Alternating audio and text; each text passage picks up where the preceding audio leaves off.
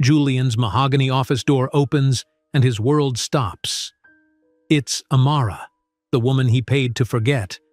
But she's not alone. Holding her hands are Noah and Zoe, a boy and a girl with piercing green eyes who stare at him with a curiosity that chills his spine. "They're your children," she says, her firm voice breaking the 5-year silence. Amara Lewis balanced 3 cappuccinos on her serving tray, weaving expertly between the crowded tables of Lucien's, the upscale cafe nestled in the shadow of Vance Tower. The morning rush of Wall Street executives and corporate lawyers created a symphony of important conversations and clinking porcelain. Through the floor-to-ceiling windows, she could see the gleaming 70-story skyscraper where Julian worked, where he was probably reviewing acquisition proposals or whatever billionaire heirs did before 9 in the morning. "Your usual, Mr. Friedman," she said, placing a cappuccino before a gray-haired investment banker who barely looked up from his financial newspaper. 3 months ago, she would have been starstruck serving someone who managed billions. Now, after 8 months of dating Julian Vance, heir to the Vance Enterprises fortune, she recognized Mr. Friedman as merely one of Julian's father's golf partners. The realization still gave her vertigo sometimes. How dramatically her life had changed since that February morning when Julian had finally asked for her number. "You know," he had said, stirring his espresso thoughtfully, "I've been coming here 3 times a week for months, and you're the only person who remembers exactly how I like my coffee." "That's my job," she'd replied, fighting the blush creeping across her cheeks. "No," he'd countered, his green eyes crinkling at the corners. "Your job is serving coffee, remembering that I prefer exactly 1 raw sugar cube and asking about the Thompson merger I mentioned last week. That's something special." Amara shook herself back to the present as she cleared tables, her thoughts drifting to tonight's charity gala at the Metropolitan Museum. Julian would be introducing her to the governor and several tech billionaires. She'd spent a week's worth of tips on a second-hand designer dress that she'd carefully altered to look current. 4 hours later, Amara stood in her tiny Brooklyn apartment, applying mascara while balanced precariously in front of the bathroom mirror. The ancient pipes clanked and hissed, threatening to spray rust-colored water on her carefully selected outfit. The black dress hugged her curves perfectly, and with her dark hair swept into an elegant updo, she almost believed she belonged in Julian's world. Almost. Her phone buzzed with a text from Julian. "Car arriving in 10. Can't wait to see you." She closed her eyes, allowing herself a moment of pure happiness. Despite the whispers, despite the stares, Julian had chosen her. She, Amara Lewis, former foster kid from Boston who'd never even graduated college, had somehow captured the heart of Manhattan's most eligible bachelor. The town car deposited them at the museum's entrance, where photographers captured the arrivals of New York's elite. Julian's hand rested protectively on the small of her back as they ascended the steps. "Julian, over here!" called a reporter. "Who's your date tonight?" Julian pulled her closer. "This is Amara Lewis, and she's not my date. She's my girlfriend." The possessive pride in his voice made her stand taller, despite the curious glances and raised eyebrows following them into the grand hall.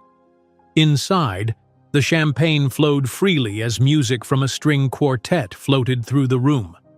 Julian was immediately pulled into a conversation with potential investors, keeping Amara close by his side, his thumb drawing small circles on her hand.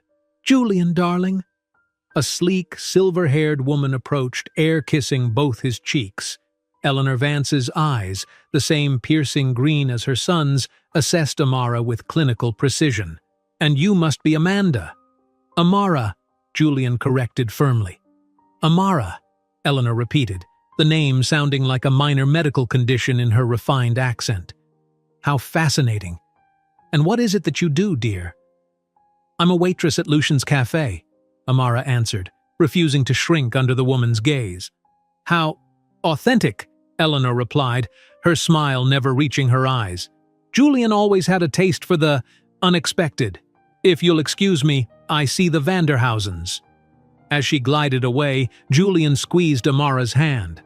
"I'm sorry about that." "It's fine," Amara lied. "I'm used to it."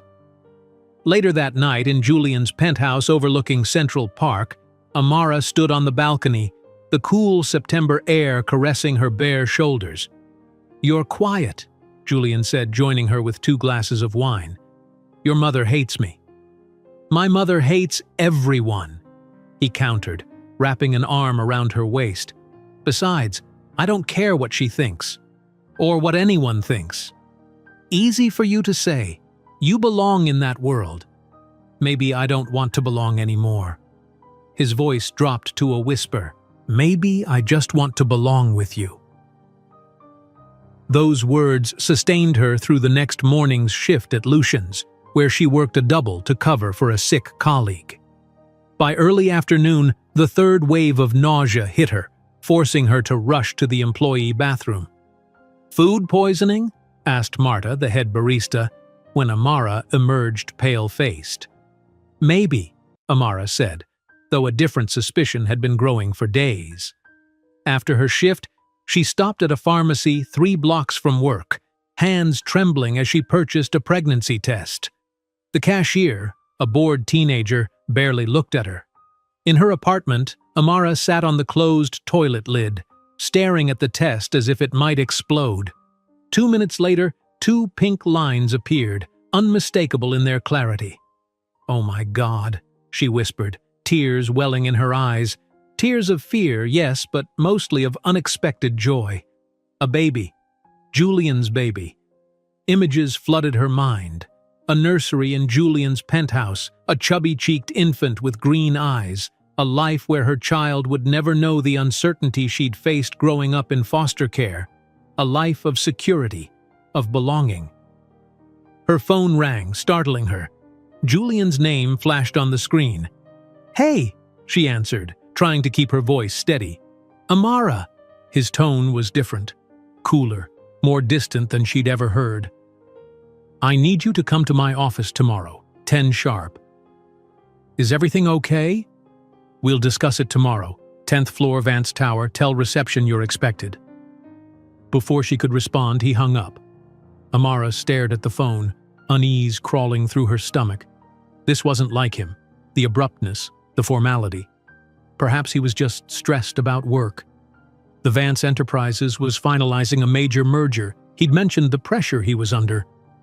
Tucking the pregnancy test into her drawer, Amara decided to wait before sharing her news. Tomorrow would be better. She'd tell him face to face, watch those green eyes light up with surprise and joy. She spent an hour selecting the perfect outfit, professional but feminine, a navy blue dress she'd splurged on during a rare sale. Standing before her mirror, she rehearsed different ways to tell him, casual, emotional, playful. Each scenario ended with his arms around her, promises of forever. That night, Amara stood at her window, gazing at the distant Manhattan skyline, one hand resting protectively over her still flat stomach. Checking her bank account on her phone, she winced at the balance, $246.78, her entire savings after 8 months of careful budgeting. Not much to start a family, but Julian's resources would ensure their child wanted for nothing. As she drifted to sleep, Amara imagined the nursery again, painted in soft yellows and greens. She pictured Julian reading bedtime stories, teaching their child to ride a bike in Central Park. She fell asleep with a hopeful smile, dreaming of the family they would build together, never imagining that in less than 24 hours, she would be escorted out of Vance Tower with $1 million check and a heart shattered beyond repair.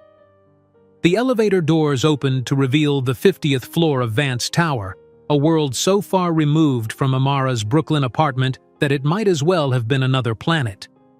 The reception area gleamed with marble and glass, the Vance Enterprises logo dominating the wall behind a sleek desk where a perfectly coiffed receptionist sat.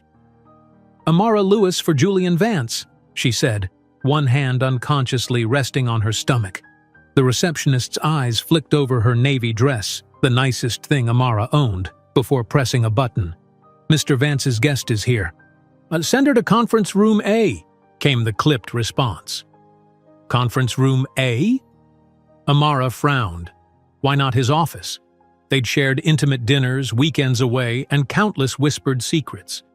Now she was being directed to a conference room like a vendor or contractor. Through those doors and to your left, the receptionist instructed, already returning to her computer.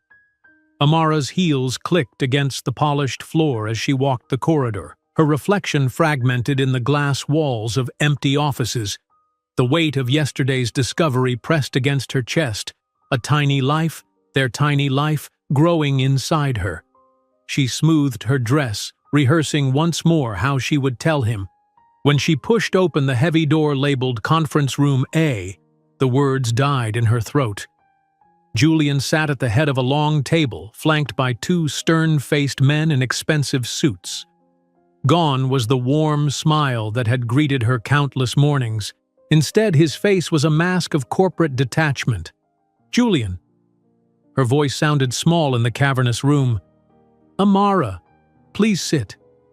He gestured to a chair positioned directly across from him, 6 feet of polished mahogany between them. She remained standing. "What's going on? Why are these people here?" "These are my attorneys, Ms. Lewis," Julian said, his use of her surname hitting like a slap. "They're here to facilitate our discussion." One of the lawyers slid a document across the table. "We've prepared a standard confidentiality agreement along with a settlement offer." "Settlement? What are you talking about?" Panic fluttered in her chest as she finally sank into the chair. Julian leaned forward, placing a check on top of the papers. Amara's eyes widened as she registered the amount.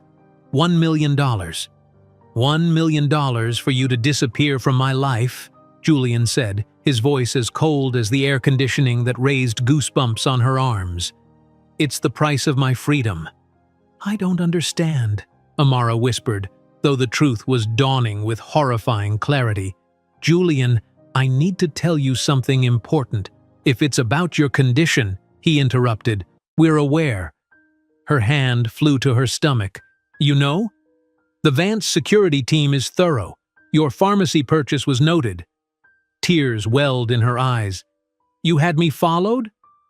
"Standard procedure for anyone in close proximity to the Vance family," one of the lawyers interjected. "Julian, please." Amara leaned forward, desperate to find the man she thought she knew in those familiar green eyes. "This is our baby. We can figure this out together." "The Vance Enterprises cannot have a waitress without formal education as the mother of the heir's child," Julian stated, as if reciting from a corporate handbook. "It would be problematic for the brand." "Problematic for the brand?" Amara repeated, disbelief coloring every word. "I thought you loved me." Julian's laugh was short and cruel. "Love? Amara, this was never about love. It was an arrangement that has run its course." "An arrangement? That's what you call 8 months of our relationship?" "Let's be realistic," he continued, checking his watch. "The child probably isn't even mine." The accusation knocked the breath from her lungs. "How dare you? You know I've never been with anyone else." "Do I?" His eyes were cold, calculating. "I know very little about you, ultimately. That was part of the appeal, I suppose. The novelty." "The novelty," she echoed, each word another crack in her heart. "The agreement is straightforward," the older attorney interjected.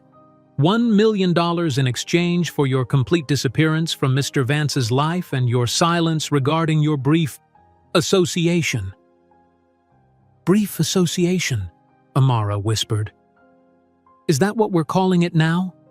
"Amara," Julian sighed, impatience threading through his voice. "Let's not make this more difficult than it needs to be. You were never going to be enough for this life. Surely you realized that every time we attended an event together—" His words cut deeper than any knife. "I thought those people's opinions didn't matter to you." "I was indulging in a fantasy," he said dismissively. "Reality has reasserted itself. The board meeting yesterday made it clear. My father is stepping down next month and I'm taking over as CEO. There's no place for you in that picture." Tears streamed down Amara's face now, but she made no move to wipe them away. "I thought I knew you." "You never knew me," Julian said, standing abruptly. "And I never knew you. That was the appeal, wasn't it? Two strangers playing pretend." "I wasn't playing," she whispered. Julian walked around the table, stopping just beside her chair. His cologne, the one she'd given him for his birthday, wafted around her, a cruel reminder of intimacy now shattered. "You never were enough, Amara," he said softly, his voice almost gentle despite the viciousness of his words. "You're common, predictable, without real value. Return to the nothing you came from. Take the money and build whatever life you can. It's more than most people in your position would get." Before she could respond, he was walking toward the door. "The attorneys will handle the rest. Security will escort you out once you've signed." "Julian!" she called after him, rising from her chair. He paused, hand on the doorknob, not bothering to turn. "The deal expires in 30 minutes. After that, the offer drops to half." The door closed behind him with a soft click that somehow sounded more final than a slam ever could. "Ms. Lewis," the remaining attorney pushed the papers toward her. "If you'll initial here and here."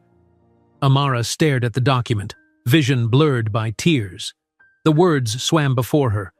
Confidentiality, termination of relationship, waiver of all future claims. A clinical dissection of 8 months of what she'd thought was love. "What happens if I don't sign?" she asked. The lawyer's smile never reached his eyes. "Mr. Vance has prepared for that contingency. Your employment at Lucien's would become problematic. Your apartment lease might face unexpected scrutiny. New York can be quite inhospitable to a single, unemployed, expectant mother." The threat was clear. With trembling fingers, Amara picked up the pen. 20 minutes later, 2 security guards flanked her as she rode the elevator down to the lobby. The check burned in her purse like a hot coal.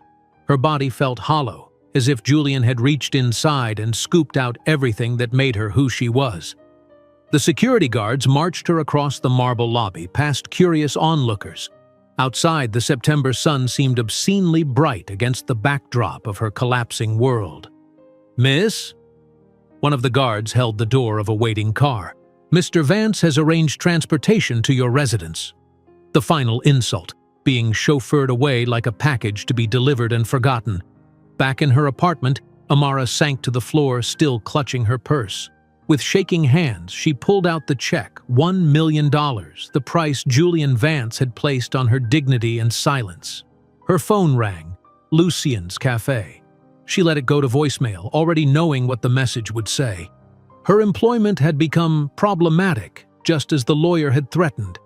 As evening fell, Amara finally gathered the strength to move to her bathroom. Morning sickness hit her again, more violently this time. Afterward, she splashed cold water on her face and stared at her reflection. "You're stronger than this," she whispered to herself. She placed a hand on her stomach and felt a sudden, fierce surge of protectiveness. Julian might have rejected her, but she would never reject this child. She would give it everything she never had growing up: stability, love, opportunity. Picking up her phone, she dialed the women's clinic to schedule an ultrasound. Whatever came next, she would face it head-on. As the elevator descended from the 50th floor of Vance Tower, taking her away from the life she thought she'd have, Amara didn't know that the check in her purse would become not the payment for her silence, but the seed capital for the empire that would one day engulf the man who had destroyed her. For 3 days, Amara didn't leave her bed except to vomit. The pregnancy test lay on her nightstand, a cruel reminder of dreams shattered. Her phone had rung repeatedly, Lucien's, then her landlord, then Lucien's again, until she finally turned it off. The world could wait while she grieved the death of a future that had never existed. On the 4th morning, hunger finally drove her to the kitchen. As she nibbled on stale crackers, the only food that didn't trigger nausea, her eyes fell on the check still lying on her coffee table. $1 million. The price Julian Vance had placed on her dignity, her silence, her disappearance. "You never were enough, Amara," his voice echoed in her head. "You're common, predictable, without real value." She closed her eyes, pressing her palm against her still flat stomach. "I'm not going to cry anymore," she whispered to herself, to her baby. "Not for him." 3 days later, at her first prenatal appointment, Amara stared at the ultrasound screen in disbelief. "Congratulations, Ms. Lewis," the technician said, pointing to 2 distinct shapes. "You're carrying twins." "Twins?" The word barely made it past her lips. "Yes, and both heartbeats are strong. Would you like to hear them?" When the rhythmic whooshing filled the room, something broke open inside Amara. Not pain this time, but fierce, protective love. Not one life depending on her, but 2. 2 children who would carry Julian's DNA, but who would never know his cruelty. As she left the clinic, reality crashed down. Her job was gone. A quick call to Lucien's confirmed they'd restructured her position. Her landlord had left 3 messages about concerns regarding her lease renewal. Julian's lawyers had been efficient in executing their threats. Over the next 2 weeks, Amara's life contracted with alarming speed. She applied for waitressing jobs at 7 different restaurants, but each interview ended the same way, their smiles fading when they noticed her emerging pregnancy, hollow promises to keep her resume on file. "We just can't risk hiring someone who'll need maternity leave in a few months," one manager had said, at least honest enough to admit the discrimination. Her landlord officially declined her lease renewal, citing building renovations, a transparent lie considering only her unit was affected. With her savings dwindling and rent in New York impossible on a single income, let alone no income with twins on the way, Amara faced the truth. She couldn't stay. On a rainy October evening, she pulled out her laptop and searched for affordable cities. Boston appeared near the top of the list, still expensive but manageable with careful planning. The city where she'd spent her childhood bouncing between foster homes. Not her first choice, but a place she understood. "What do you think?" she asked her stomach, now showing the slightest curve. "Ready for a fresh start?" The following morning, Amara walked into a bank, the $1 million check clutched in her hand. The teller's eyes widened at the amount. "I'd like to open an account," Amara said, her voice steadier than she felt. "Of course, ma'am. And may I ask the source of these funds?" Amara paused. What should she call it? Hush money? The price of abandonment? "It's a settlement," she finally said. The teller nodded, accepting the vague explanation. As she watched the teller process the deposit, Amara felt something unfamiliar. Power.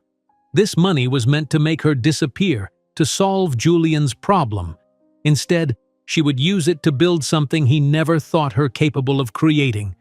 2 weeks later, Amara stood in her empty Brooklyn apartment for the last time. Her meager possessions fit into 2 suitcases. She'd sold her furniture for extra cash, determined to stretch Julian's money as far as possible. Looking out the window at the Manhattan skyline, she allowed herself one final moment of what might have been. Somewhere in those gleaming towers, Julian was probably in a meeting, her existence already erased from his memory. "Your loss," she whispered, placing a protective hand over the barely visible bump of her twins. The bus ride to Boston stretched over 4 hours, the seats uncomfortable for anyone, let alone a pregnant woman. Halfway through the journey, Amara felt the first butterfly movements inside her, tiny flutters like eyelashes against her insides. "Hello, little ones," she whispered, tears springing to her eyes. For the first time, the babies felt real, tangible. Not just a concept or a medical diagnosis, but actual people growing inside her, her children, hers alone. Boston greeted her with a dreary November rain. The taxi dropped her at a rundown apartment building in Dorchester, far from the gleaming financial district or prestigious universities. The 1-bedroom apartment she'd secured online looked worse in person. Water stains marred the ceiling, mold crept in the bathroom corners, and the single-pane windows let in drafts of frigid air. "It's temporary," she told herself as she unpacked her meager belongings. "Just until we find something better." That night, lying on a second-hand mattress, Amara created a plan. She would use only what she absolutely needed from Julian's money. The rest would be invested in herself, in her future, in her children's opportunities. By December, Amara had secured 3 jobs: morning receptionist at a dental clinic, afternoon data entry clerk for an insurance company, and night attendant at a 24-hour gas station 3 blocks from her apartment. Each employer saw only a single woman trying to make ends meet. None knew about her pregnancy, hidden beneath loose sweaters and strategic scheduling. On Christmas Eve, alone in her cold apartment, Amara set up her makeshift office, a used laptop balanced on an overturned crate, the cheapest internet package providing her window to the world. While other people celebrated with family, she enrolled in online business courses, determined that education would be her ladder out of this situation. The winter proved brutal. The apartment heating failed regularly, forcing Amara to sleep in layers of clothing. Morning sickness persisted well into her second trimester, making her workdays torturous exercises in composure. At night, she often woke gasping from nightmares where Julian appeared, laughing at her circumstances, his voice repeating, "You're common, predictable, without real value." Each time, she would turn on her laptop and study another lesson on business management or accounting, transforming his cruelty into fuel. By April, hiding her pregnancy became impossible. She lost the receptionist job first, then the data entry position. Only the night shift at the gas station remained, the owner too desperate for overnight help to care about her condition. On a particularly difficult night in her 7th month, doubled over with back pain while stocking cigarettes behind the counter, Amara found a discarded business magazine in the store. Julian's face stared back from page 17, a small feature on America's Most Eligible Bachelors. The caption mentioned his recent engagement to socialite Victoria Hammond. Something hardened in Amara that night. She tore out the page, and when she returned to her apartment at dawn, she pinned it to the wall beside her makeshift desk. "He was wrong," she wrote across his smiling face. In May, the twins arrived 3 weeks early. Amara labored for 26 hours in a public hospital, no one holding her hand except kind nurses who took turns sitting with her between their other patients. When Noah emerged first, followed 7 minutes later by Zoe, both with a shock of dark hair and eyes that would soon turn Julian's unmistakable green, Amara wept, not from pain but from overwhelming love. "You'll never know what it's like to be considered insufficient," she promised, cradling them in her arms, "and I'll prove he was wrong about everything." The first months passed in a blur of exhaustion. Caring for twins alone while working nights at the gas station pushed Amara beyond what she thought humanly possible. 4 hours of broken sleep became a luxury. The apartment grew more cramped with the addition of second-hand cribs and baby necessities.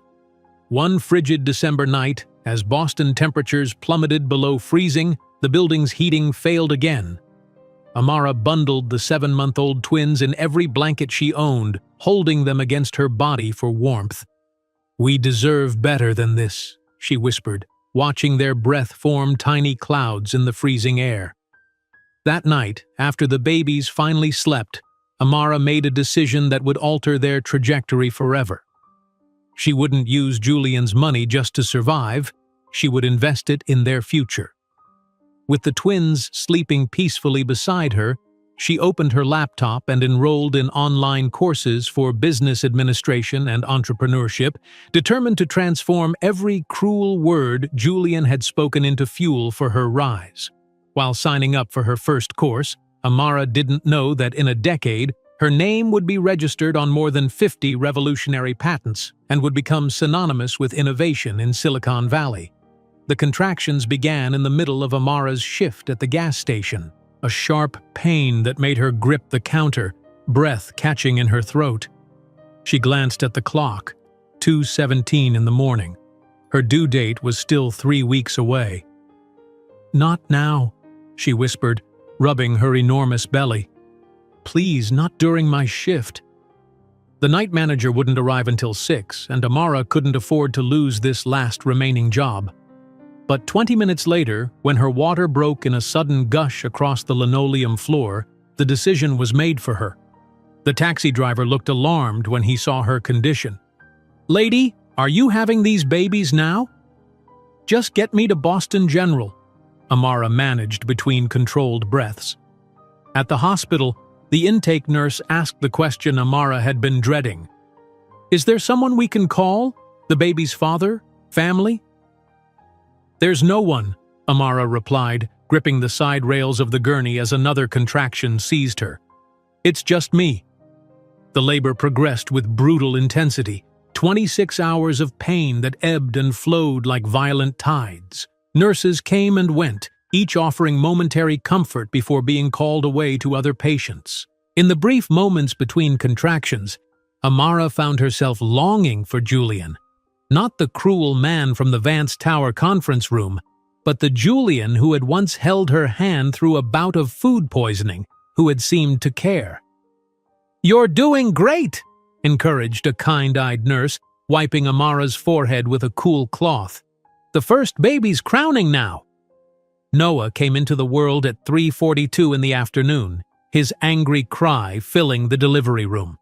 7 minutes later, Zoe followed, slightly smaller but equally vocal.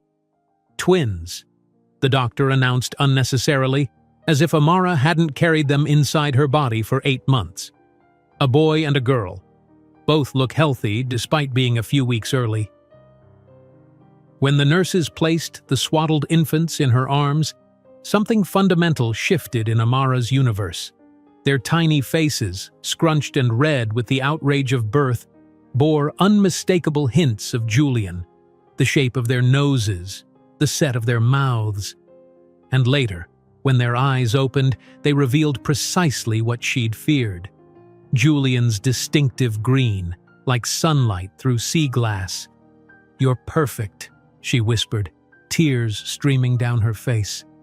"You'll never know what it's like to be considered insufficient, and I will prove he was wrong about everything." The hospital released them after 2 days, sooner than recommended for premature twins, but Amara couldn't afford the extra costs. The taxi ride to her apartment was terrifying, each bump in the road making her clutch the babies tighter against her chest. Her apartment felt smaller than ever with 2 infants. The second-hand cribs she'd purchased months ago barely fit in the bedroom, forcing Amara to move her mattress to the living room floor. The mold in the bathroom had spread despite her efforts with bleach, and the drafty windows let in Boston's bitter December wind. That first night alone with the twins became a baptism by fire. Noah refused to latch properly when nursing, his frustrated cries working Zoe into a matching frenzy. When one finally fell asleep, the other would wake. By dawn, Amara had managed perhaps 40 minutes of sleep in broken increments. "We can do this," she told her reflection in the bathroom mirror, barely recognizing the hollow-eyed woman staring back. "We have to." The pattern continued for weeks. Days blurred into nights as Amara existed in a twilight state of perpetual exhaustion. Her gas station manager called twice, then sent her final paycheck with a terse note wishing her well. Their meager savings dwindled with alarming speed as formula supplemented her insufficient milk supply. By February, Amara had developed a system of sorts. She positioned the twins' bouncy seats where she could rock them with her foot while studying her online business courses on her laptop. When they napped, those precious, fleeting moments, she attacked her assignments with desperate intensity, knowing that education was their only escape route. "The principles of compound interest," she read aloud softly, as if imparting crucial knowledge to her sleeping infants. "Small investments, consistently maintained, grow exponentially over time." On a particularly frigid night, when the twins were 3 months old, the building's heating failed completely. Amara bundled them against her chest, wrapping all three in every blanket she owned. "I promise you," she whispered, tears freezing on her cheeks, "we won't live like this forever." The next morning, determined, she took a fraction of Julian's money, still mostly untouched in her account, and purchased a small space heater and better insulation for the windows. It was her first concrete step toward using his payment not just for survival, but for improvement. Spring brought a tentative rhythm to their lives. The twins settled into more predictable patterns, sometimes allowing Amara 3 consecutive hours of sleep. She completed her first online certificate in business fundamentals with perfect scores, the academic achievement a balm to her wounded confidence. On the twins' 6-month birthday, Amara created a makeshift celebration. She propped them in their high chairs, placing a single cupcake with a candle between them. "6 months ago, I thought my life was ending," she told them, their wide green eyes watching the candle flame with fascination. "But it was just beginning. The right beginning." That night, after tucking them into their cribs, Amara made a decision. Opening her laptop, she created a new document titled 5-Year Plan. At the top, she wrote, "Year 1, complete basic business education. Year 2, apply for scholarships to formal programs. Year 3, begin developing business concept." The plan was ambitious to the point of seeming delusional for a single mother of twins living in a moldy apartment. But something had crystallized within Amara during those 6 months of motherhood, a diamond-hard resolve that Julian's rejection had planted and her children's existence had nurtured. When the twins turned 10 months old, Noah spoke his first word, "Mama." 2 days later, Zoe followed suit. Hearing those simple syllables, acknowledgement of her central place in their world, gave Amara a surge of confidence that no business certificate could match. As their first birthday approached, Amara took another significant step. At the county clerk's office, she filed paperwork to change not just her surname, but the twins as well. "Lewis was my foster family's name," she explained to the clerk, who hadn't asked. "Reeves was my birth mother's name before she gave me up. We're reclaiming it." That night, Amara Reeves looked at her sleeping children, Noah and Zoe Reeves, and felt something she hadn't experienced since before that fateful meeting in Vance Tower: hope. "We are not defined by his rejection," she whispered to them. "We're defined by what we'll build without him." The next morning, Amara pinned a new note beside Julian's magazine photo on her wall: "Watch us rise." While signing the papers changing her name to Amara Reeves, she didn't know that in a decade that name would be registered on more than 50 revolutionary patents and would become synonymous with innovation in Silicon Valley. The morning after changing their surnames, Amara woke to find Noah standing in his crib, green eyes wide and alert. "Mama!" he called, bouncing with excitement as Zoe stirred beside him. 5 years had passed in the blink of an eye, yet some days felt eternal. "Good morning, my brilliant ones," Amara said, lifting them both from their cribs. The twins, now 5, were no longer the fragile newborns who had entered the world while she labored alone. They had grown into curious, articulate children with minds that seemed to absorb knowledge like sponges. Their apartment, while still modest, had improved dramatically. Gone was the mold, the drafty windows, the threadbare furniture. In their place, clean walls painted a cheerful yellow, properly sealed windows, and sturdy second-hand furniture that Amara had carefully refurbished herself. Her makeshift desk had been replaced by a proper workstation where she spent evenings completing her online courses while the twins slept. "Final grades posted?" read the email that pinged on Amara's phone as she prepared breakfast. Setting down the twins' cereal bowls, she clicked the notification with trembling fingers. The screen loaded to reveal her transcript, straight A's across all courses, with a note from her online program director. "Congratulations on completing your business administration program with highest honors. Your final project on renewable energy market gaps was exceptional." "We did it," she whispered to the twins, who looked up from their breakfast with matching curious expressions. Mama finished school." "School done?" Noah asked, milk dribbling down his chin. "This school," Amara nodded, "but there's always more to learn." That evening, after tucking the twins into bed, Amara pulled out a box she'd been saving for this moment. Inside were 3 cupcakes from the bakery down the street, a luxury she rarely allowed. "Wake up, sleepyheads," she whispered, gently rousing Noah and Zoe. "We have something to celebrate." Their eyes widened at the sight of the treats, candles flickering in the dim bedroom. "Birthday?" Zoe asked, confused. Their birthday had passed 2 months ago. "No, sweetie, we're celebrating Mama finishing her degree." Amara helped them sit up in their beds. "Remember how I study on the computer every night? I've finally completed all my classes."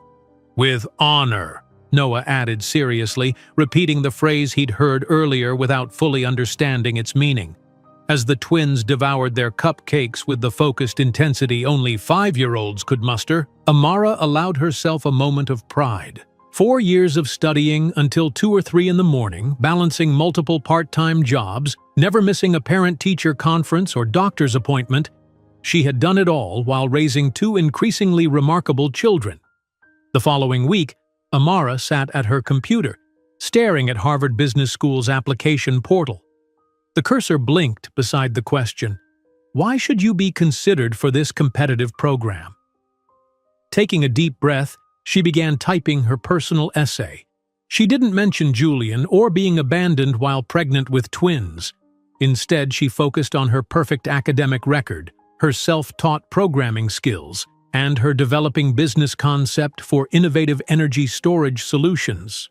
3 weeks later, Amara sat across from Professor Eleanor Ramirez in a sterile interview room on Harvard's campus. She'd spent a month's savings on her outfit, a navy blue suit from a consignment shop carefully tailored to hide its previous life. "Your academic credentials are impressive, Ms. Reeves," Professor Ramirez noted, scanning Amara's file, "particularly considering your circumstances." Her eyes flicked to the photo of the twins attached to Amara's personal statement. "My children are my motivation, not my limitation," Amara replied, maintaining eye contact. "Everything I've achieved has been while raising them alone." Business school is demanding. Many students without children struggle to keep up. "With respect, Professor, I completed my undergraduate education online while working 3 jobs and raising infant twins in an apartment with faulty heating. I believe I understand demanding." Something shifted in Professor Ramirez's expression, respect, perhaps, or simple curiosity. "Your proposal regarding energy storage technology is intriguing. Have you considered its market applications?" For the next 30 minutes, Amara outlined her vision for renewable energy storage solutions, watching as the professor's skepticism gradually transformed into engagement. By the interview's end, they were discussing potential research partnerships. "I look forward to seeing your final application, Ms. Reeves," Professor Ramirez said, extending her hand. "We need more students with your determination." Walking back to the bus stop, Amara allowed herself a small smile. She'd worn her only professional outfit, spent money she could barely spare on childcare, and prepared for weeks, all for a chance that still seemed impossibly slim. 2 months later, Noah discovered the thick envelope in their mailbox. "Mama! Big letter!" he called, struggling under its weight as he carried it upstairs. Amara's hands trembled as she broke the seal. The Harvard crest stared back at her, followed by words she had to read 3 times to believe. "We are pleased to offer you admission to Harvard Business School with a full scholarship through our Emerging Leaders Initiative." The apartment filled with her joyful sobs as she clutched the letter to her chest. The twins, alarmed by their normally composed mother's breakdown, wrapped their arms around her legs. "Happy crying or sad crying?" Zoe asked cautiously. "The happiest crying," Amara assured them, kneeling to pull them into a tight embrace. "We're going to Harvard, babies." The summer passed in a whirlwind of preparations. Amara found a small two-bedroom apartment closer to campus. Still modest, but worlds away from their first Boston home. She enrolled the twins in the university's daycare program, using part of her scholarship stipend to cover the costs. On their first day of kindergarten, both children astonished their teachers. Noah solved math problems meant for third graders, while Zoe corrected her teacher's grammar during story time. "Mrs. Patel," Zoe said politely, raising her hand, "you said between you and I, but it should be between you and me, because between is a preposition." That evening, the twins' teacher pulled Amara aside at pickup. "Your children are exceptional, Ms. Reeves. Have you considered having them tested for the gifted program?" Amara smiled. "They're just curious. We read a lot." The truth was more complex. She recognized in her children the same intelligence that had been evident in Julian, a quick grasp of concepts, exceptional recall, natural analytical abilities. It was the one gift he had unknowingly given them, beyond his green eyes and the financial settlement that had sustained them through those early years. Amara's first day at Harvard Business School arrived with crisp September air and churning anxiety. She had no choice but to bring the twins with her to the orientation.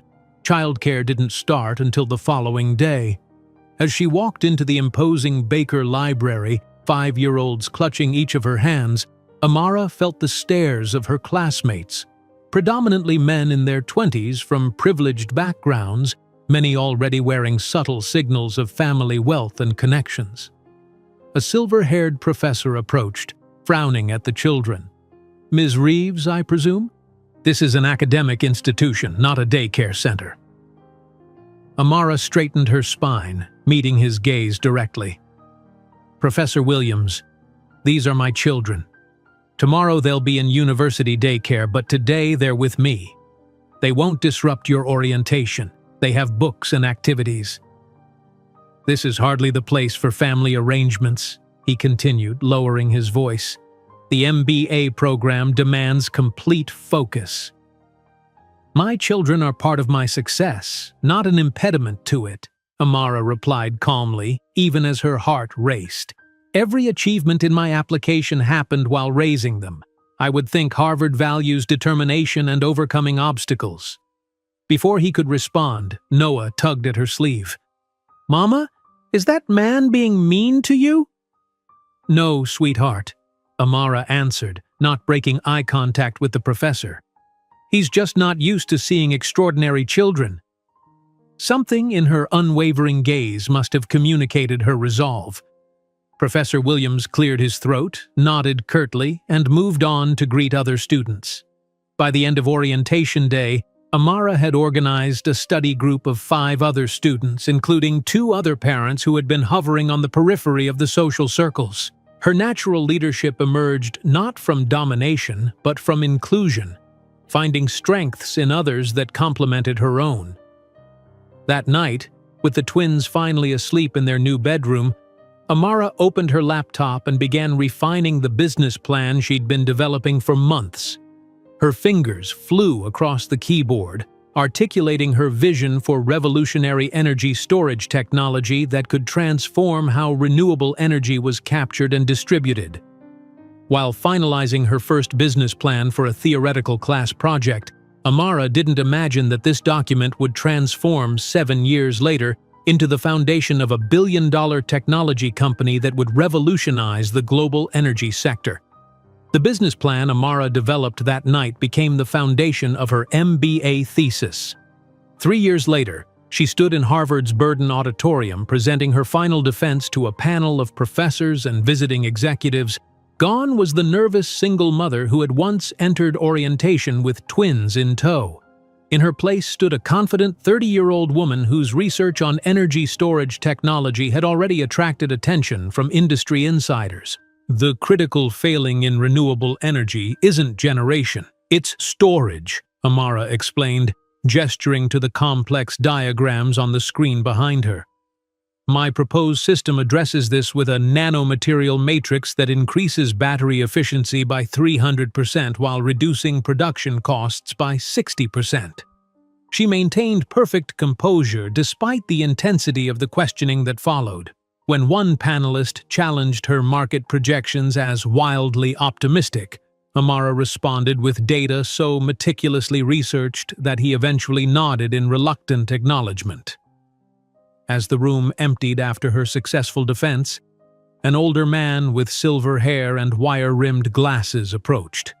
"Ms. Reeves, I'm Raymond Chen from Horizon Ventures. Your presentation was impressive. Would you have time for coffee?" That coffee meeting changed everything.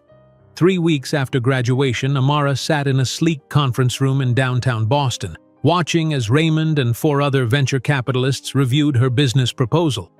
$2 million for a 25% stake, Raymond finally said, sliding a term sheet across the table. "You retain majority control and the position of CEO." Amara's hand trembled slightly as she accepted the document. $2 million, twice what Julian had paid to remove her from his life, now offered as an investment in her vision. "Before I sign," she said, maintaining a steady gaze, "I need to be clear about something. I'm a single mother with 10-year-old twins. They will always be my priority alongside this company." One of the investors frowned. "Is the children's father involved?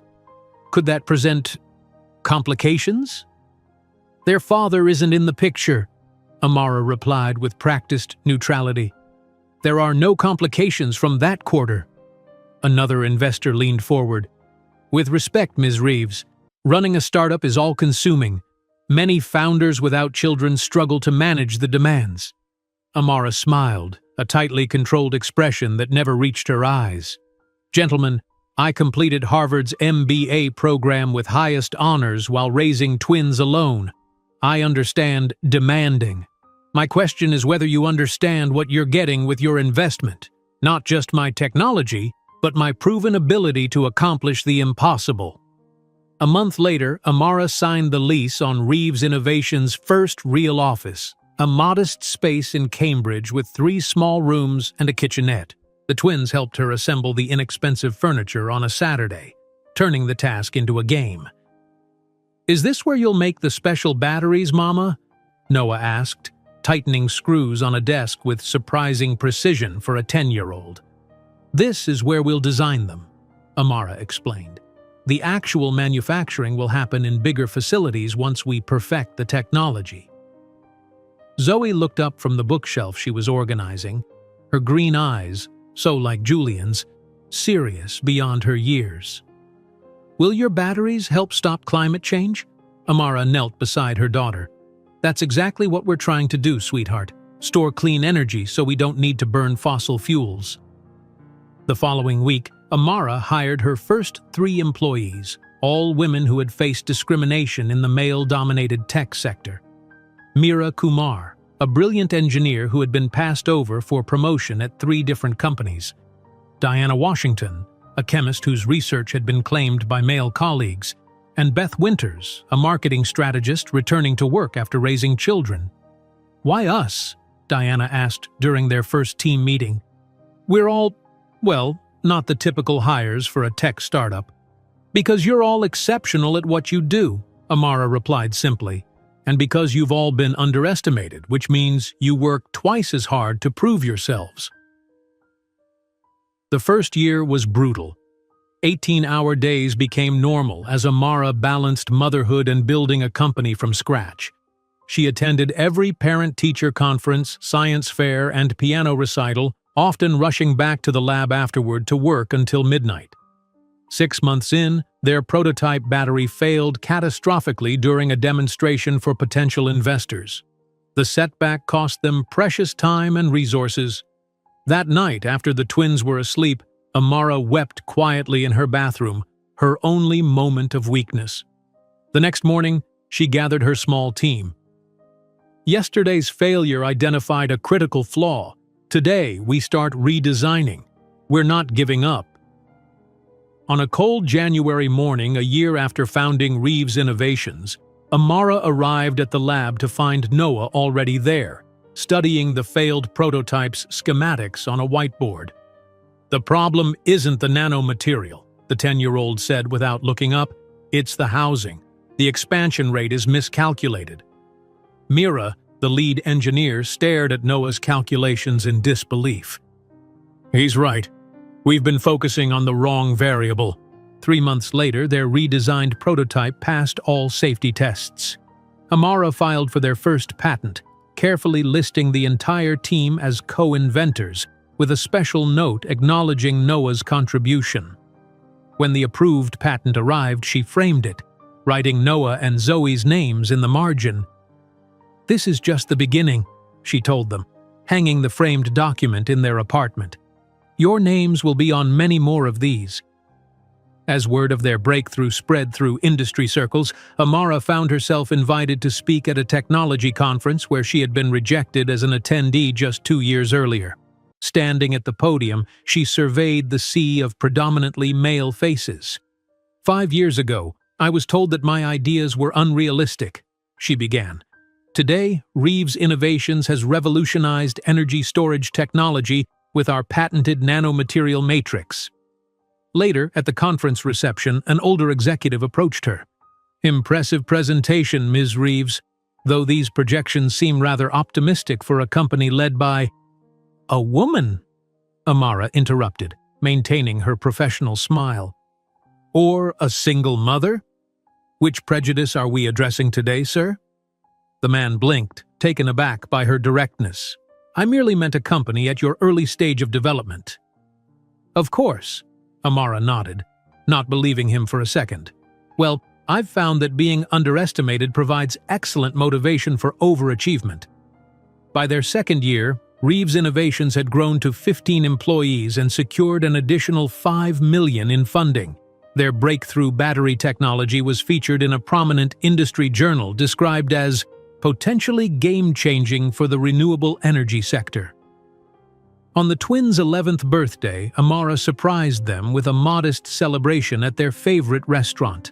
As Noah and Zoe blew out their candles, she raised her glass of sparkling cider. "To my brilliant inspirations," she toasted. "Everything I build for you."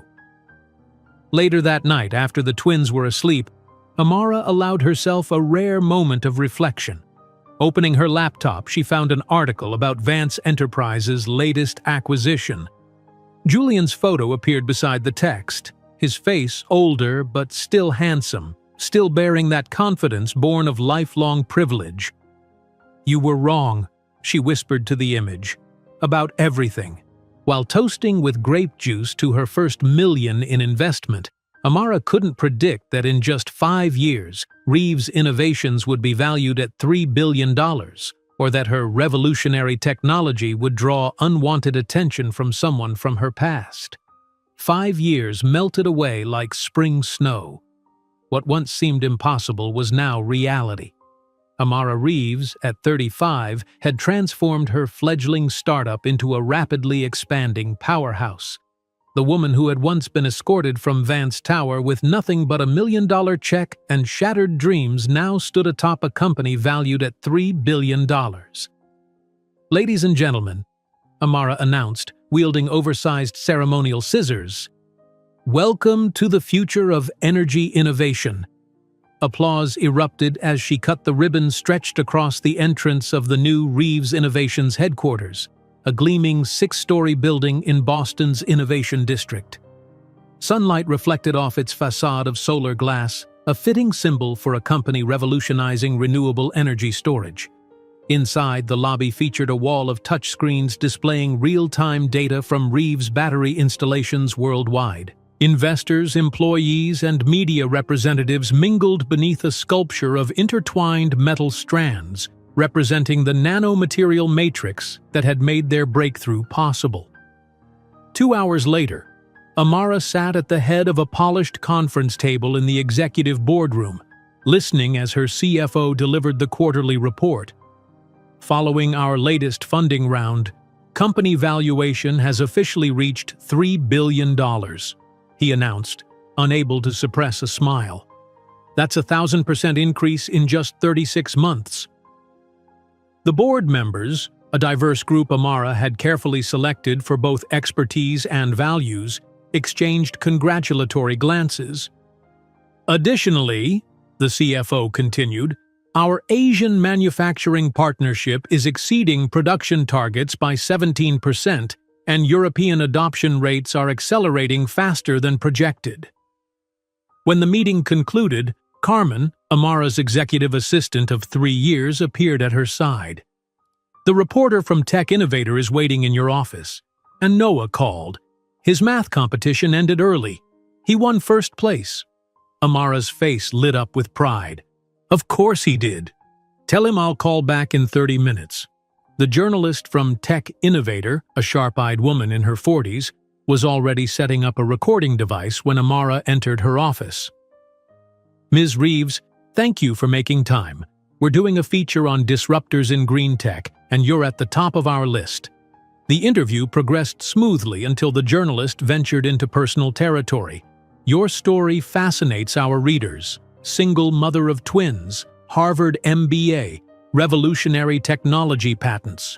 What's the origin story of Amara Reeves? What drove you to this field?" Amara's smile remained perfectly in place, though her posture straightened imperceptibly. "I believe in solving problems rather than complaining about them. The energy storage gap was a problem I could solve." "And the personal angle? Your journey as a single mother in tech?" "My children are my inspiration," Amara replied, deflecting with practiced ease. "They deserve a sustainable future, as do all children. That's motivation enough." The journalist seemed unsatisfied but moved on, unaware that Amara had navigated these waters countless times, revealing only what she chose to reveal. Julian Vance remained unmentioned, a ghost whose presence she refused to acknowledge, even as his DNA manifested in her 15-year-old twins. That evening, Amara attended Noah's award ceremony at the Massachusetts State Mathematics Championship. He stood on stage, lanky at 15 with Julian's height already emerging, accepting his gold medal with quiet confidence. "I'd like to dedicate this award to my mother," Noah said into the microphone, his voice cracking slightly with adolescent change. "She taught me that numbers are powerful. They can build empires or change the world." Tears pricked at Amara's eyes as she applauded from the audience. 3 rows ahead, she noticed several MIT professors whispering and glancing back at Noah with undisguised interest. The following week brought Zoe's triumph, the National Debate Championship Finals held at Columbia University. Amara watched, mesmerized as her daughter dismantled her opponent's arguments with surgical precision, her rhetoric polished beyond her 15 years. "The economic benefits of renewable energy transition aren't merely theoretical," Zoe argued, gesturing elegantly, her green eyes, so like her father's, flashing with conviction. "They represent a fundamental shift in how we value our planet's future versus short-term profits." When Zoe was declared champion, Amara felt a familiar swell of fierce pride. Her children had inherited Julian's intelligence and charisma, but had developed these gifts in an environment of love and purpose rather than privilege and entitlement. Back in Boston, twin envelopes arrived bearing Harvard's crest, early acceptance offers for both Noah and Zoe, who would enter the university at 16, following accelerated high school completion. "Did you pull strings?" Noah asked that night over celebration dinner, his expression serious. "Absolutely not," Amara replied firmly. "Your achievements earned those acceptances. I wouldn't undermine your accomplishments that way." The truth was both simpler and more complex. Noah's breakthrough mathematical theorem on efficiency algorithms had already been published in 2 academic journals. Zoe's essay on ethical considerations in artificial intelligence had won a prestigious competition typically dominated by graduate students. Harvard wasn't doing them a favor. It was recruiting exceptional talent. As Reeves Innovations continued its explosive growth, Amara maintained her hands-on approach. Despite her executive role, she still spent time in the research lab, testing prototypes alongside engineers half her age. Her technical knowledge remained razor-sharp, her understanding of the technology intimately detailed.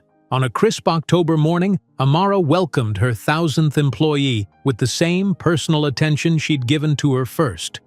She knew names, backgrounds, family situations, creating a corporate culture that reflected her values of inclusion and recognition. "My mother always says people respond to being valued," Zoe once explained to a documentary filmmaker profiling young entrepreneurs. She built Reeves Innovations on the principle that everyone's contribution matters.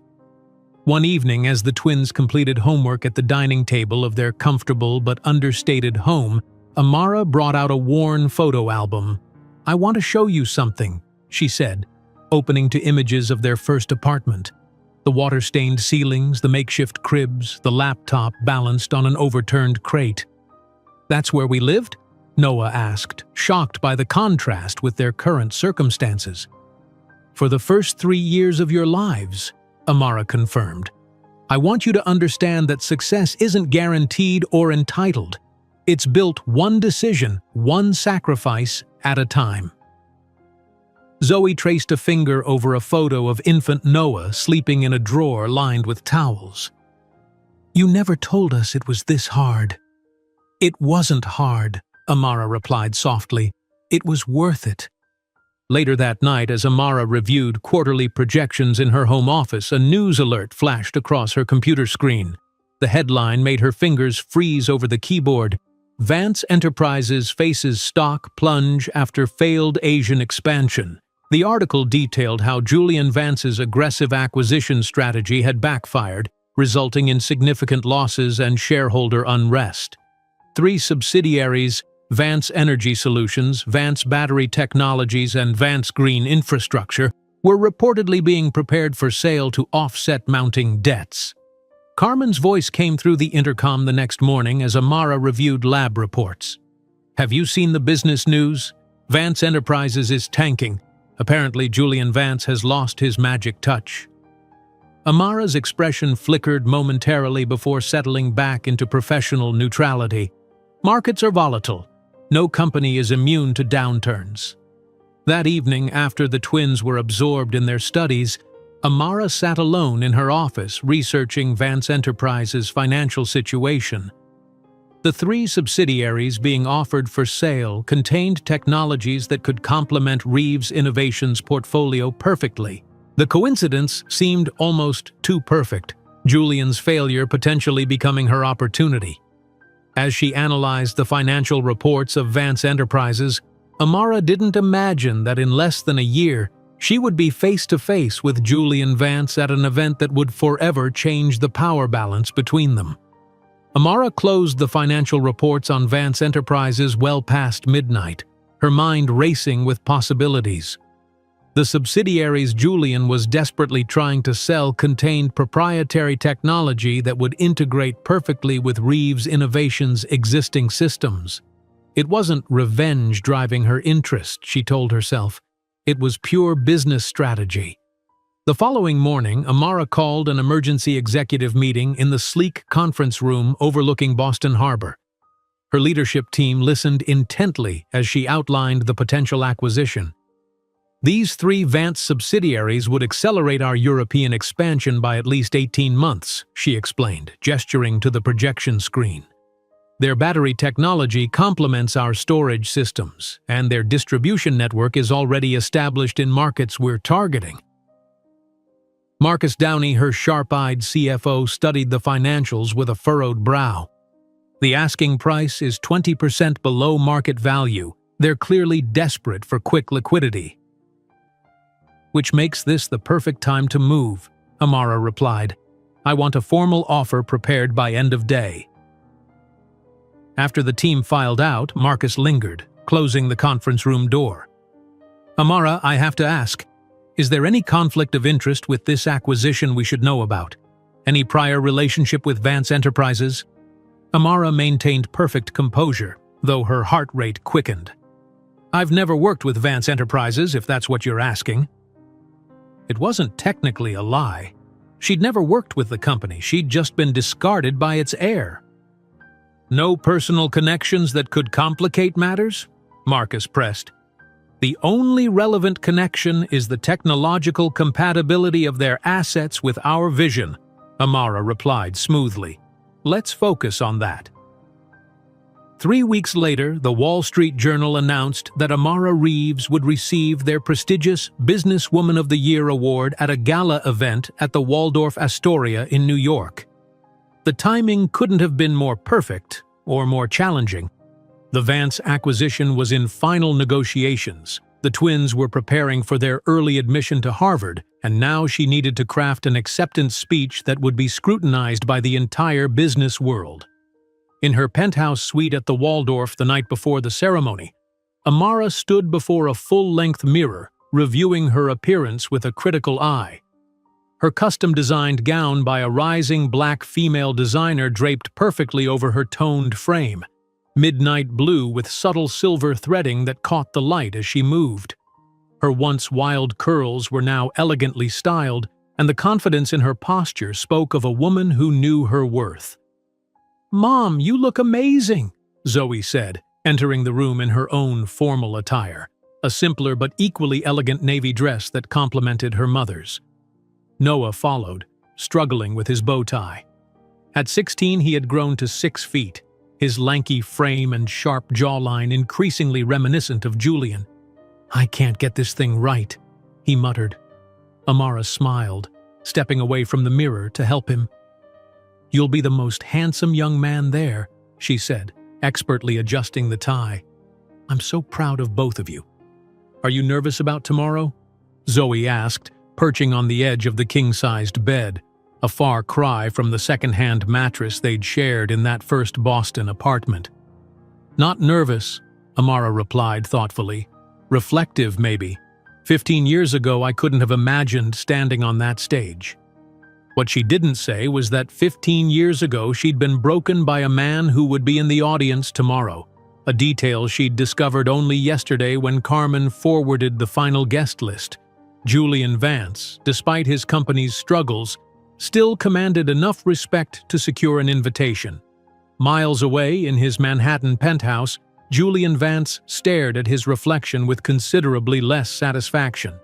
At 45, stress had etched permanent lines around his eyes, and his once athletic frame had softened with age and too many business dinners. His third wife had moved out 3 months ago, taking her designer clothes but leaving behind cutting remarks about his financial incompetence. "Sir, your tuxedo for tomorrow's Wall Street Journal event is pressed," his assistant informed him from the doorway. Julian nodded dismissively. "Remind me who's being honored? Some tech upstart?" Amara Reeves of Reeves Innovations. Their battery technology has revolutionized the renewable energy sector. Valuation just hit $12 billion. The name meant nothing to Julian, just another success story in an endless parade of innovators he'd watch receive accolades while his own empire crumbled. "Waste of an evening," he muttered. "I should be focusing on saving the company." "The board was quite insistent you attend," his assistant reminded him gently. "Maintain appearances." The following morning, Amara conducted a final video conference with her legal team regarding the Vance subsidiary's acquisition. "All due diligence checks out," her lead counsel reported. "We can announce immediately after signing."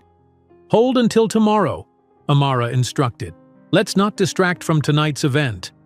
As afternoon faded into evening, the Waldorf Astoria's grand ballroom transformed into a glittering showcase of America's business elite. Amara arrived with Noah and Zoe, their entrance causing a subtle ripple of attention.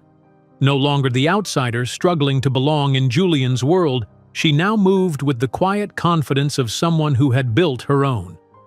Across the room, Julian Vance sipped his third whiskey, nodding mechanically as a banking executive discussed market trends.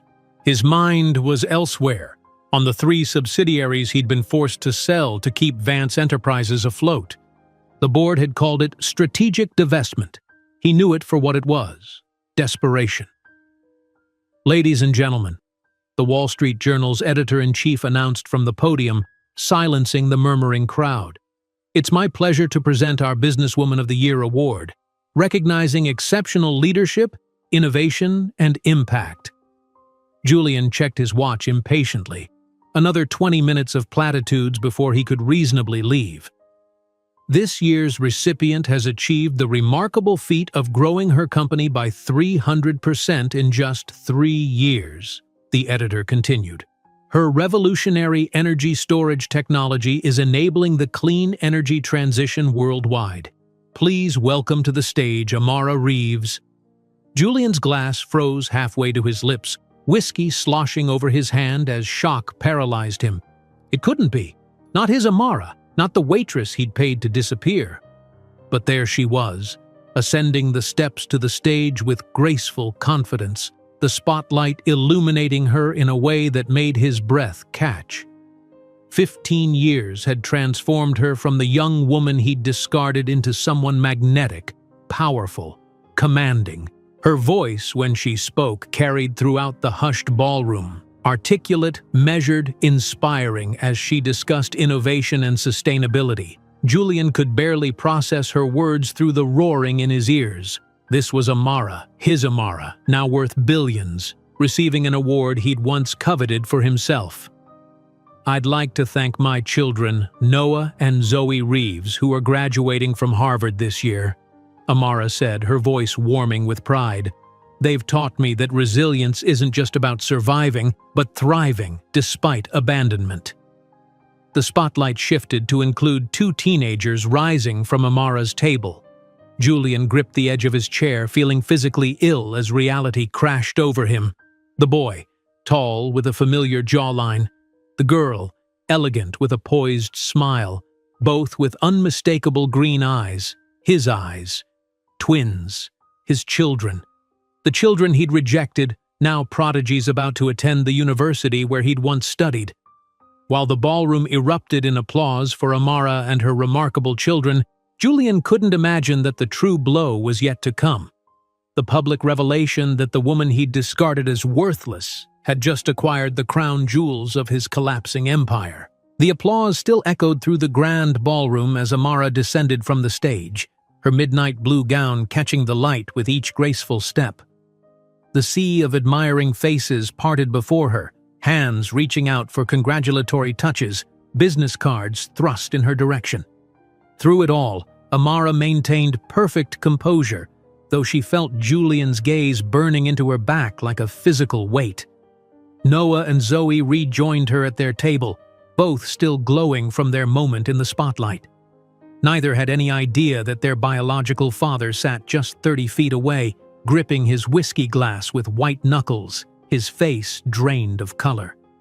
"You were amazing, Mom," Zoe whispered, squeezing Amara's hand. Before Amara could respond, a circle of admirers closed around them. CEOs, venture capitalists, and industry leaders who had once dismissed her now competed for her attention. The irony wasn't lost on her. These were the same people who had looked through her when she attended events on Julian's arm 15 years ago. Across the room, Julian remained frozen in his seat, unable to tear his eyes away from the family tableau. The twins, his children, stood tall and confident beside their mother, engaging effortlessly with Fortune 500 executives. The boy's profile was unmistakably his own, down to the slight cleft in his chin. The girl gestured with her hands exactly as Julian's mother did when making a point. His DNA, his lineage, walking around in bodies he'd never known existed. "Mr. Vance, are you feeling unwell?" asked the banking executive beside him, noticing Julian's pallor. "Fine," Julian muttered, draining his whiskey in one gulp. "Just business concerns." The executive nodded sympathetically. "Difficult times for Vance Enterprises, I understand, though I hear the subsidiary sales might stabilize things." Julian barely registered the comment, his attention wholly captured by the journalist now approaching Amara with a recorder. He strained to hear their conversation over the ambient noise. "Ms. Reeves, sources are confirming that Reeves Innovations has just acquired 3 subsidiaries from Vance Enterprises, effectively saving them from imminent bankruptcy. Can you comment on this strategic move?" The room seemed to still around Julian as Amara's calm, measured response carried to his ears. Reeves Innovations is always looking for complementary technologies that align with our vision for sustainable energy solutions. These acquisitions represent a natural integration opportunity. The professional detachment in her voice, the complete absence of any personal connection to the Vance name, struck Julian like a physical blow. She spoke of dismantling his family's legacy as if discussing the weather. Without conscious decision, Julian found himself rising from his chair, legs carrying him toward Amara as if pulled by magnetic force. The crowd around her sensed his approach, parting slightly, curious eyes noting his determined advance toward the woman of the hour. Amara turned, alerted by the shifting attention, and for the first time in 15 years, their eyes met. Julian watched recognition flare instantly in her dark eyes, followed by something that cut deeper than hatred ever could: complete professional indifference. "Amara," he said, his voice barely audible over the buzz of conversation. She regarded him with the polite interest one might show a minor business acquaintance. No hint of their shared history showed on her perfectly composed features. "Mr. Vance," she replied evenly. "What a coincidence. I believe I've just acquired a significant portion of your company." Julian swallowed hard, aware of curious onlookers. "Could we speak privately?" "I don't see the necessity," Amara said, her voice carrying just enough for nearby guests to hear. "Our transaction was handled entirely through legal teams, unless there's a business matter requiring immediate attention." Her dismissal, so casual and complete, left him floundering. This wasn't how he had imagined their first encounter, not that he'd ever truly allowed himself to imagine it.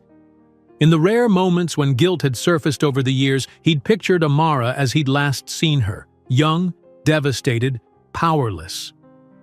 "Those are—" Julian lowered his voice, glancing toward Noah and Zoe, who were engaged in conversation several feet away.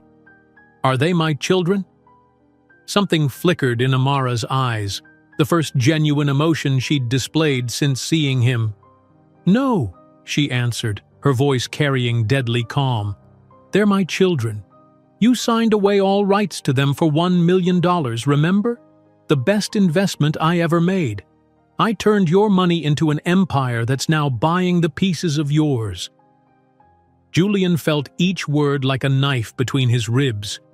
"You don't understand," he said desperately. "The family pressure, my immaturity then, I've regretted it. Every day." "How convenient your regret arrives precisely when your empire is crumbling and mine is ascendant," Amara replied, her smile never wavering though her eyes had turned to ice. 15 years of silence when you were on top, and now suddenly you remember us?" Before Julian could respond, Noah approached, tablet in hand, surrounded by a group of tech executives. The boy, no, the young man, moved with the easy confidence of someone who had never doubted his worth. "Mom, Mr. Chen wants to discuss the quantum storage algorithm I developed," Noah said, then noticed Julian. With polite curiosity, he extended his hand. "Hello, I don't believe we've met. Noah Reeves." Julian stared at the outstretched hand, his son's hand, unable to process the surreal moment. This brilliant young man with his eyes and jawline had no idea who he was. The realization was more painful than Julian had imagined possible. "This is Mr. Vance," Amara intervened smoothly. "He's the former CEO of the subsidiaries we've just acquired." "Oh!" Noah's eyes lit with professional interest, not a hint of recognition. "Your battery membrane technology is fascinating, though the efficiency could be improved by at least 30% with relatively minor modifications. I'd be happy to discuss it sometime." The casual critique of his company's flagship technology, delivered by his own son, left Julian speechless. Noah had just identified in seconds a flaw his engineers had debated for months. "Noah is heading to MIT for his doctorate after Harvard," one of the executives explained proudly, as if presenting his own son. "Already published 3 papers on energy storage optimization." Zoe joined them, her presence completing Julian's torture, Up close, he could see his mother's aristocratic features in her face, softened by what must be Amara's warmth. "There you are," she said to Noah before turning to Julian with the same polite disinterest her brother had shown. "Hello, Zoe Reeves." A voice boomed through the speaker system, saving Julian from having to respond. "Ladies and gentlemen, breaking news in the business world tonight. Sources confirm that Reeves Innovations CEO Amara Reeves has just completed a $3 billion acquisition of key Vance Enterprises subsidiaries. This transaction comes as Amara Reeves's personal fortune surpasses $4 billion, while rumors of Vance Enterprises' possible bankruptcy continue to circulate. The announcement sent a ripple of excited murmurs through the crowd. All eyes turned to Amara, then to Julian, the power dynamic between them suddenly public knowledge. The man who had once held all the cards now stood exposed as the failing counterpart to her spectacular success. Julian took an unsteady step backward, no longer the predatory corporate raider, but the prey cornered in his own habitat. Amara watched him retreat, her expression unchanged. Not triumphant, not angry, merely observant, as if his discomfort was a mildly interesting business development rather than the culmination of 15 years of silent reckoning. "If you'll excuse us," Amara said to Julian, her voice soft but carrying finality. "My children and I have a celebration dinner to attend. Best of luck with your restructuring." As Julian watched them walk away, Amara between her twins, heads held high, a constellation of success and brilliance, he realized with crushing clarity that the true punishment for his cruelty wasn't her vengeance.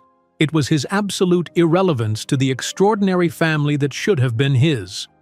While Julian retreated from the event, devastated by the encounter, he couldn't predict that the true reckoning was yet to come. In the weeks that followed, not only would his empire be dismantled, but also the last illusion that he might someday be part of the lives of those twins who carried his eyes and his DNA. The morning after the Wall Street Journal gala, Julian Vance sat alone in the Vance Enterprises boardroom, staring at the empty chairs surrounding the massive mahogany table. In 2 hours, those seats would be filled with board members demanding explanations. How had he allowed 3 critical subsidiaries to be sold to Reeves Innovations at 20% below market value? How had he failed to recognize that Amara Reeves was the same woman he had paid to disappear 15 years ago? How had he missed that his own children had grown into the prodigies now making headlines alongside their mother? The door opened, and his assistant entered tentatively. "Sir, the board members are arriving early. They're agitated."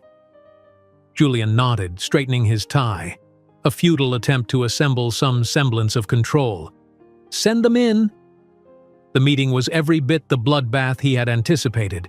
Harrison Whitfield, the longest-serving board member and his father's oldest friend, led the attack.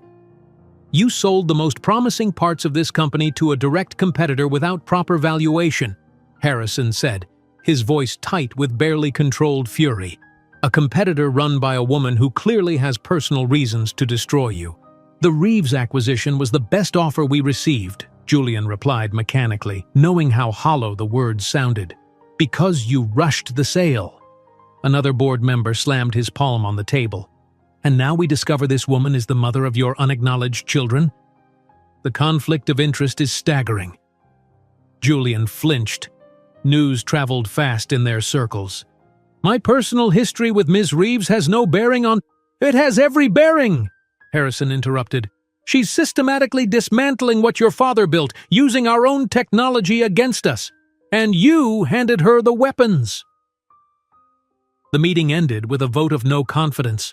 Not enough to remove him as CEO, not yet, but a clear warning.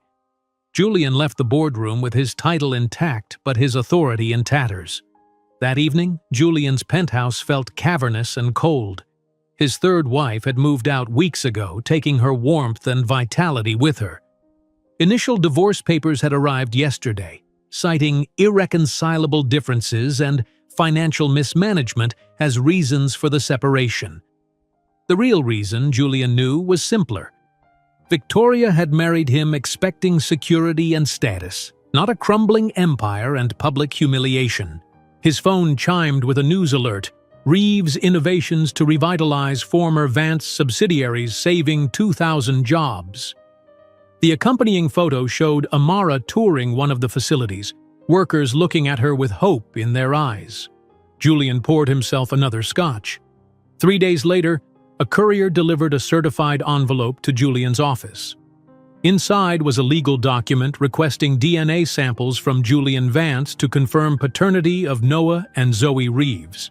A cover letter explained, "This is not for inheritance claims or financial support, but merely for confirmation of historical personal facts."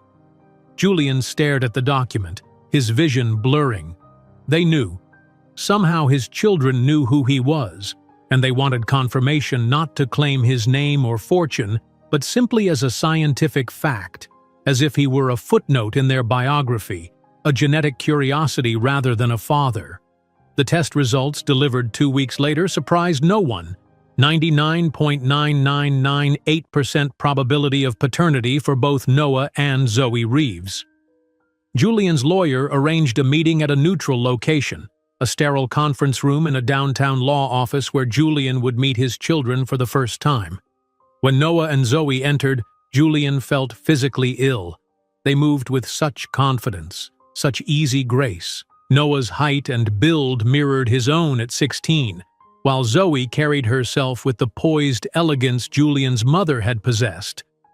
Both wore understated but clearly expensive clothing, Zoe in a tailored blazer over a simple blouse, Noah in a crisp button-down shirt. Not flashy or ostentatious, but quality pieces that spoke of quiet wealth rather than desperate display. "Mr. Vance," Zoe said, extending her hand formally, "thank you for agreeing to meet us." Her voice, controlled, articulate with just a hint of warmth, was so unlike the uncertain waitress he had discarded. This was Amara's influence, Amara's strength, reflected in their daughter. "Please sit." Julian gestured, hating how his voice wavered. I don't know what to say. Why did you reject us?" Zoe asked directly, her green eyes, his eyes, studying him with clinical detachment. The question, so simple and devastating, left Julian floundering. "It wasn't about rejecting you," he began, then stopped at Noah's raised eyebrow. "I was young, under enormous pressure from my family to maintain certain appearances. Your mother didn't fit into the world I thought I needed to inhabit. So you paid her to disappear," Noah stated flatly. $1 million to erase your inconvenient girlfriend and her pregnancy." Julian winced at the cold accuracy of the assessment. "I've regretted it every day since." "How convenient," Zoe remarked, exchanging a glance with her brother. "Your regret surfaces precisely when we've become successful enough to be valuable to you." "That's not true," Julian protested, though the twins' skeptical expressions made clear they didn't believe him. "Look, I know I can't undo what I did, but perhaps we could start now. Get to know each other. I have resources, connections that could help you." Noah interrupted with a soft laugh devoid of humor. "Mr. Vance, we have the same DNA, but you have no relevance in our lives. We simply wanted to confirm what our mother never directly told us, that the man who made the most catastrophic business decision in corporate history is also our biological father." "Catastrophic business decision?" Julian repeated, confused. "Rejecting the most brilliant mind of our generation," Noah clarified, "and 2 extensions of it." The words struck Julian with physical force. His son had just summarized 15 years of failure in a single devastating assessment. 1 week later, Julian finally secured a meeting with Amara at what was now the Reeves Innovation Center, formerly the headquarters of Vance Battery Technologies. The symmetry was cruel, but fitting.